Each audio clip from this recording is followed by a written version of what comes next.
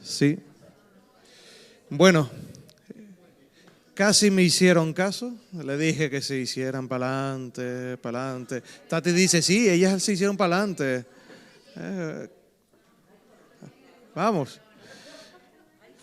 Claudia se puede echar para adelante, Ana se va para adelante. Venga. Aquí hay sitio. Es para que cuando se vayan a dejar dormir, entonces viene Miguel Ángel y le dice, entonces se me despierta. Bueno, continuamos con el último de los bloques que tenemos del día de hoy y realmente de los 4 bloques que habíamos pensado que eran importantes de trabajar y tener la experiencia de las personas que participaban en ellos, por lo cual empezamos para mí también, los 4 son muy significativos y cuando estamos haciendo la programación con el compañero, con Jesús y con el resto, pues vimos que eran importantes cada uno, pero este a lo mejor tiene un significado especial porque realmente vamos a tratar temas que tienen que ver mucho con lo que vivimos ayer, el paisaje, la identidad de un territorio. Miguel Ángel Mejías, profesor de la Universidad Laguna, compañero del Consejo Asesor de la cátedra. Le hemos envolvido en esto para que esté presentando y moderando, por lo cual, Michel, todo tuyo. Muchas gracias. Buenas tardes a todos y a todas. Damos continuidad a las sesiones de este encuentro, como decía bien... ¿No se oye? A ver, ¿ahora? ¿Sí? ¿Sí? ¿Grito más? Repito, que bueno, buenas tardes a todos y a todas. Vamos a dar continuidad a este 4º bloque dentro de este encuentro, 10º encuentro. Y va a tener como 2 partes, 2 bloques dentro del mismo, ¿no? Una primera parte de presentaciones experienciales, muy concretas, aplicadas, en zonas geográficas diversas, muy significativas para todo nuestro conjunto. Y una segunda parte que será pues, en forma de mesa de redonda, mesa de discusión, foro de debate, como queramos llamarlo, en el que ponemos en valor y ponemos en contacto, lo leo tal cual como aparece, paisajes agrarios protegidos, agroturismo y sostenibilidad para una conservación. Es decir, bastante complejo, una cuestión significante, con mucho significado también, y que obviamente pues, tiene una serie de beneficios, pero al mismo tiempo también tiene pues, sus problemáticas, ¿no? Entonces trataremos de hablar de todas ellas. Para empezar este bloque experiencial, me acompaña, no en la mesa, pues estamos de pie, Andrés Hernández García, que es gerente de Salinas de Fuencaliente, estamos hablando del sur de La Palma, justamente el punto casi más al sur, ¿no?, de la isla de La Palma.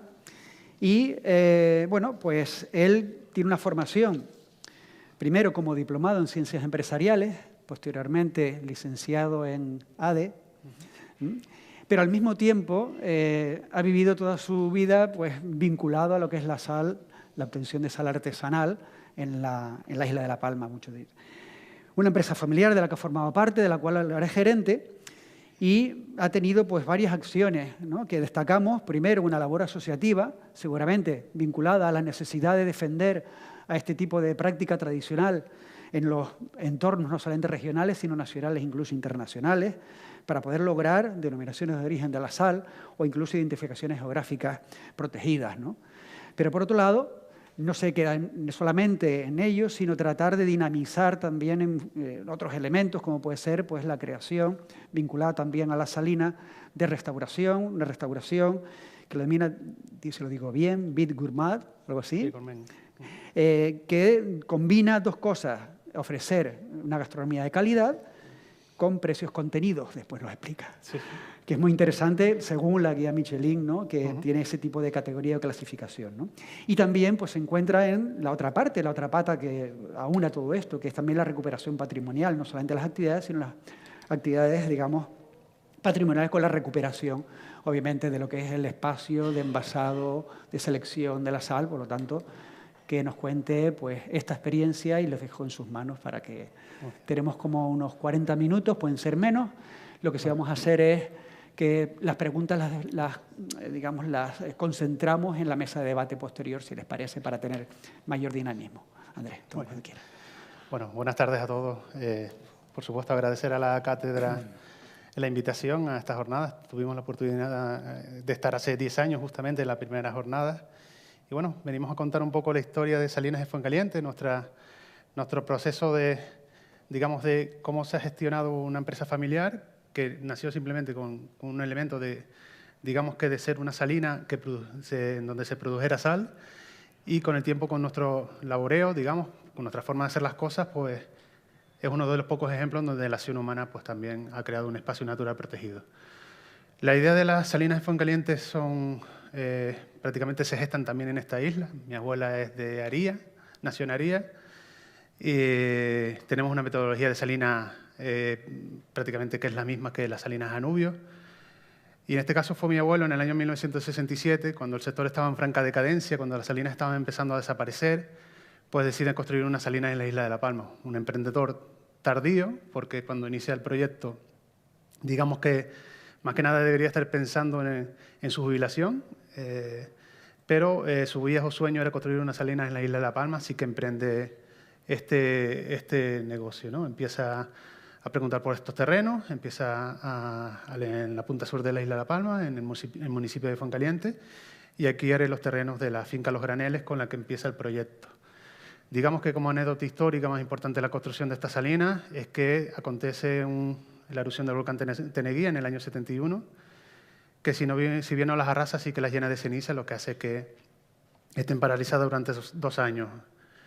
Son años también de incertidumbre. Por una parte, mi abuela ya decía de no continuar con el sueño de construir unas salinas, pero mi abuelo tenía un gen que era el gen de la tosudez, era una persona bastante tosuda. Creo que lo hemos heredado bastante las siguientes generaciones.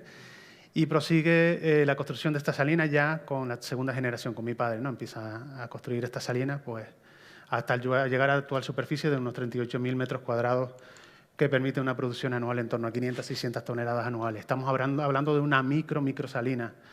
Para que se haga una idea, la isla de La Palma consume en torno a 480 toneladas aproximadamente de sal, y nosotros estamos 500-600 toneladas. Tenemos poco excedente.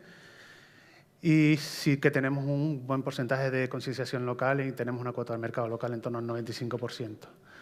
Pues bien, digamos que construyendo todo lo que ven, esta imagen que ven, que son de toda la superficie de la salina de Fuencaliente, en el año 86 las salinas se incluye dentro de paraje natural, uno de los 20 espacios naturales protegidos de La Palma, como entra inicialmente como dentro del monumento natural de los volcanes de Teneguía. Y en el año 94 son declaradas como sitio de interés científico. Son declaradas, pues, un sitio de interés científico, como ven, es un lugar pequeño, se refiere a una reducida dimensión, en este caso las salinas estamos hablando de 35.000 metros cuadrados, en donde se dan especies y poblaciones animales y vegetales pues, amenazadas. En este caso es uno de los principales humedales de toda la provincia de Santa Cruz de Tenerife, y por tanto, pues, por eso fueron declaradas como sitio de interés científico.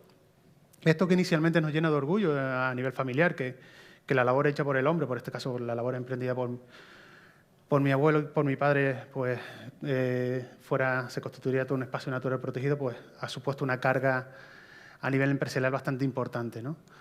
Las normas de conservación del sitio de interés científico se empiezan en el año 94, como bien dije, y tenemos aprobación definitiva del plan normativo de nuestro espacio natural en el año 2010. 16 años de tramitación, 16 años de las manos amarradas a nivel empresarial, cuando la propia Administración era consciente de que la situación empresarial no era buena. Como le dije antes, mi abuelo fue un emprendedor, pero se emprendió un proyecto que ya estaba dando síntomas de agotamiento una vez que inició el proyecto. La pérdida de la pesca de berbería, la aparición de las técnicas de frío, el desarrollo turístico, hacía que esta actividad tradicional, que había sido muy importante en Canarias, pues empezaba a ser abandonada, ¿no? Pero bueno, en este caso mi padre, pues, cuando tenía oportunidad y le preguntaban, pues comentaban, como ven aquí, que la situación de las salinas era muy mala, incluso a nosotros como tercera generación, en este caso éramos 3 hermanos, somos 4 hermanos, nos animaba a no seguir con el proyecto, de abandonar las salinas y no proseguir con este proyecto, que nosotros hiciéramos nuestra vida laboral fuera de la empresa familiar, incluso si pudiera ser posible fuera de la isla, porque Era una isla que en su momento 1 de cada 9 estudiantes regresaban a la isla. Pues, imagínense el dato. Pero no, aflora el gen del Hato Sud-Est y pues decidimos volver. Terminamos nuestros estudios y volvemos a la isla, ya con normas aprobadas. Esas normas aprobadas, la verdad que tuvimos un momento de impasse con la administración, donde se nos escuchó. Y fue, y empezamos, una de mis hermanas y yo, a hacer un plan de desarrollo integral de las salinas. Queríamos proponerle a la administración de qué forma podríamos mantener a las salinas y le dábamos soluciones para ello, ¿no? Y recuerdo que le planteamos 4 acciones. Una era ser un restaurante o centro de interpretación y restaurante de las Salinas de Fuencaliente. Otra era, necesitamos ampliar nuestra capacidad productora para ser más competitivos, tenemos que mejorar nuestra producción, por tanto tenemos que mejorar nuestras instalaciones de almacenamiento empaquetado. El lugar cuenta con variables elementos endógenos como sol y viento que son ideales para la producción de energía, por tanto también deberíamos aprovecharlo. Y también, pues, siguiendo con el paso turístico, contemplábamos un aula de la naturaleza. Pues bien, pues el primer proyecto que decidimos emprender es el restaurante temático El Jardín de la Sal. Bueno, era un proyecto que lo que pretendía abarcar sobre todo era el nivel de afluencia que había en la zona. Teníamos una afluencia en la zona sin tener ninguna actividad turística, en torno a 200, 300 personas diarias, y no se les sacaba rédito. Únicamente se les sacaba rédito a esas visitas, porque justamente cuando inicio como tercera generación, vemos que hay interés del mercado alemán por nuestro producto. Y entonces, como era un mercado que desconocía, ¿no?, decidimos hacer una encuesta en alemán y pasarlo en las propias salinas. ¿Y cómo podíamos hacer para que el cliente alemán, tuviera en contacto con nosotros, con los productores? Pues simplemente pusimos una mesa con la venta de los productos. Entonces, como tenían interés, iban hacia la mesa. Recuerdo que era una mesa de cocina, con un mantel azul, incluso recuerdo el color. Y el turista llegaba hasta esa zona y le pasábamos las encuestas y veníamos su nivel de satisfacción sobre el producto, si valoraba la sal marina y demás. Y vimos que, al mismo tiempo que hacíamos esa encuesta, empezábamos a vender productos. Y veíamos que un día se hacían 100 euros, otro día 200 euros. Digo, pues esto es un negocio que puede funcionar, ¿no? Y empezamos a arreglar ese tipo de venta directa en la propia salina. Y nada, pues decidimos montar el restaurante con esa tienda souvenir, ya algo más organizado. Y nos encontramos con otro elemento que nos merma un poco en todo el desarrollo, que empezamos a gestionar la licencia de obra y, como ven, estamos casi 2 años gestionando una licencia de obra mayor. Nos encontramos con un documento normativo, que es el plan, las normas de conservación, que en principio están aprobadas. Se permite un proyecto adaptado a la normativa del plan que se contempla en las normas de conservación, pero aún así la administración sigue siendo lenta y sigue poniendo pegas, ¿no? Nos encontramos con una burocracia, la verdad que bastante compleja, incluso hasta tal punto que valoramos nuevamente no proseguir con el proyecto. Aflora el gen del Hato Sud-Est nuevamente y continuamos. Y uno de los elementos que nos damos cuenta también con el tiempo es que, sin empezar la obra, el 35% del presupuesto ya se había ido en licencias, tasas, etcétera, etcétera. Vamos, era un castigo, yo creo, por querer emprender en el ámbito rural. Uno de esos elementos, sin lugar a duda, que a nosotros en su momento nos sorprendió fue el canon urbanístico, por ejemplo. El canon urbanístico, en principio, es un impuesto que se vendía para combatir los privilegios que tiene emprender en el ámbito rural. Y le preguntaron, ¿qué privilegios tenemos en emprender en el ámbito rural?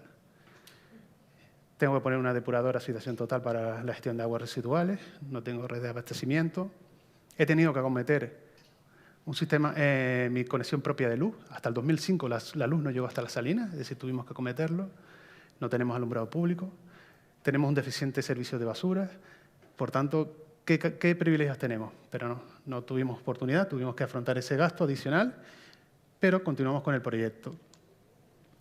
Y lo que conseguimos, pues, un entorno, yo creo, un restaurante adaptado al entorno, y creo que es un ejemplo de cómo intervenir en un espacio natural protegido. Y lo que buscábamos, sinergia. Como ven, esta foto lo que queremos mostrar es un poco que se puede conseguir esa sinergia entre una actividad tradicional, como la extractiva, los que ven con la bata azul son los salineros, con un nuevo negocio que es la restauración. Y eso es lo que queremos mostrar con esta fotografía. Y así nace el restaurante temático El Jardín de la Sal, perfectamente integrado, como ven, al entorno, mimetizado con el entorno, cuidando mucho los elementos constructivos que empleamos en él y, sobre todo, teniendo una buena crítica a nivel de todos aquellos ecologistas, defensores de los valores naturales, ¿no? Pues bien, aquí, como ven, con el tiempo pues empezamos a trabajar. Para nosotros fue algo bastante nuevo, nos costó, el inicio fue bastante complicado, pero conseguimos adaptar y formar un equipo de trabajo bastante interesante. Y llegan reconocimientos que nosotros nos buscábamos, pero que fueron apareciendo, más que nada por una filosofía de empresa que, como productores locales, que menos que seguir apostando por el producto local. En la zona del Faro, justamente en la playa del Faro, existen pescadores tradicionales, llegamos a acuerdos con ellos para la compra de pescado, intentábamos tener alianzas con varios productores locales. Nuestra carta, por ejemplo, el 80% de la carta es de vino local, prácticamente toda del municipio. Y llega ese reconocimiento, por ejemplo, de la recomendado Resol en el año 2014, que hemos mantenido hasta la actualidad. Y en el 2019 la guía Michelin nos da la concesión de Big Gourmet, que son aquellos restaurantes de alta calidad a precios razonables, ¿no? Es una distinción que ha perdurado hasta el día de hoy. Nos han dado reconocimiento 2025. Como bien saben, La Palma no ha pasado por unos momentos buenos, sobre todo a partir del COVID que se agudizó con el volcán.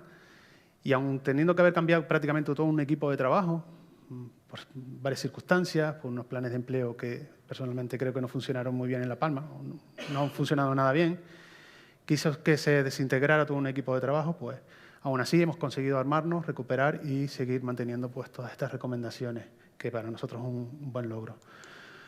Pues bien, durante todo este proceso, ya en el 2016 nos damos cuenta que mi hermana y yo éramos conscientes mis hermanas y yo éramos conscientes de un principio que queríamos mantener, que era que toda actividad complementaria que se desarrollara en la salina estaban supeditadas a la continuación de la actividad salinera al 100%. Es decir, no queríamos, si el restaurante era mucho más rentable que la producción de sal, no queríamos abandonar las salinas, ponernos a funcionar un 20% y dedicarnos a la actividad que más dinero nos generara. Sabíamos que el verdadero atractivo de la salina es que continuábamos funcionando al 100%. Y en eso nos dimos cuenta que para seguir funcionando al 100% teníamos que modernizarnos, teníamos que hacer una nueva fábrica, un nuevo almacén de sal, y emprendemos el proyecto justamente en diciembre del 2016. Presentamos la nueva licencia para el nuevo almacén de la sal. Fue un proyecto que se presentó al primer curso de de arquitectura técnica de la universidad que se hizo en La Palma, un proyecto que tuvo matrícula de honor. Aprovechamos ese proyecto que habían hecho los alumnos y es el que queríamos desarrollar en la propia salina. También un proyecto totalmente adaptado a la normativa del espacio natural protegido, pero nos encontramos nuevamente con un problema de cambios normativos, como fue la Ley de Islas Verdes, que nos hizo retroceder. Entonces, empezamos tramitando la licencia con calificación territorial, se paraliza totalmente el expediente y después nos comentan que hay que empezar de cero mediante la tramitación de la nueva normativa de Islas Verdes. Pues prácticamente 2 años perdidos y justamente arranca el proyecto en el mes que se inicia el COVID, ¿no? En el mes que nos encierran, justamente la excavadora estaba haciendo, porque el edificio está soterrado, pues esa obra. A nivel familiar valoramos si emprender o no el proyecto. Mi padre y yo, gente de la tosudez, seguimos para adelante. Y así está. Hemos terminado ese espacio nuevo en la salina, como ven, totalmente integrado, no sobrepasando en altura, forrado de piedra. Posiblemente si hubiéramos hecho una industria en otro lugar, una zona industrial, posiblemente esta obra hubiera costado 1/3 de lo que ha costado. Pero bueno, son los elementos que tiene construir en espacios naturales protegidos.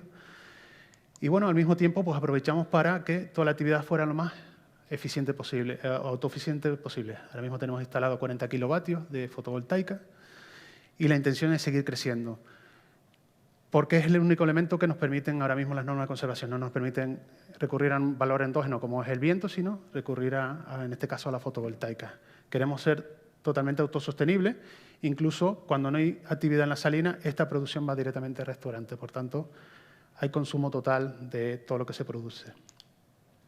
Pues bien, en definitiva, lo que hemos conseguido con todo esto es seguir manteniendo una actividad tradicional y las nuevas instalaciones lo que nos ha permitido al mismo tiempo es optar por la certificación ecológica. Hemos certificado nuestro producto como ecológico en el semestre del año pasado. Hemos empezado a diversificar nuevos productos. Como ven, por ejemplo, este es uno de los últimos productos que hemos sacado, una sal volcánica, sal de carbón.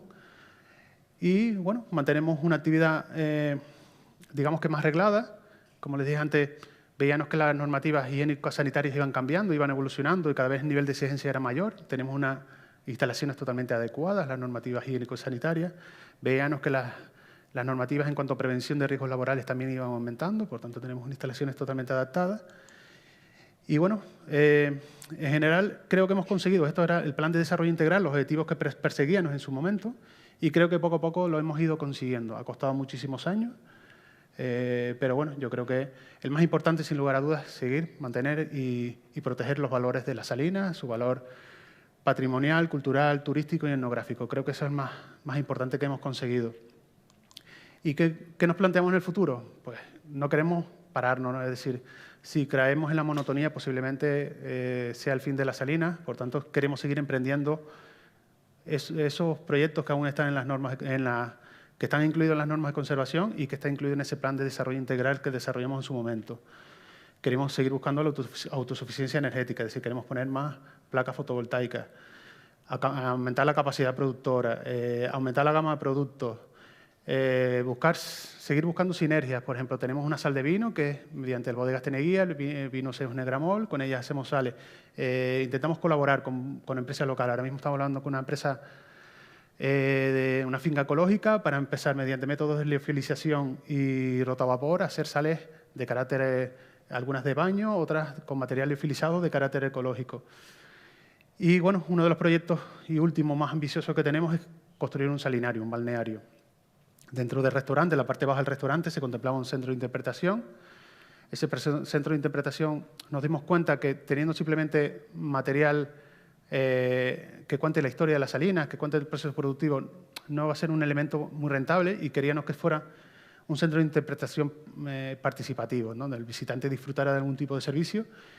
Y, por ejemplo, ahora mismo tenemos planteado un proyecto de 4 piscinas de aguas hipersalinas donde el cliente, en este caso, pueda disfrutar de baños que tiene digamos que unos beneficios a nivel de salud bastante importantes. Es un proyecto que aún no se ha iniciado, posiblemente tardaremos en iniciarlo, como les dije antes, la isla de La Palma no pasa por un buen momento y ahora mismo tenemos una problemática a nivel laboral muy importante y como empresarios no nos vemos capacitados para hacer un proyecto que posiblemente tengamos carencia de personal. Entonces, queremos ser mucho más cautos, ver si la situación turística de la isla digamos que ya se estabiliza y podemos emprender ese negocio.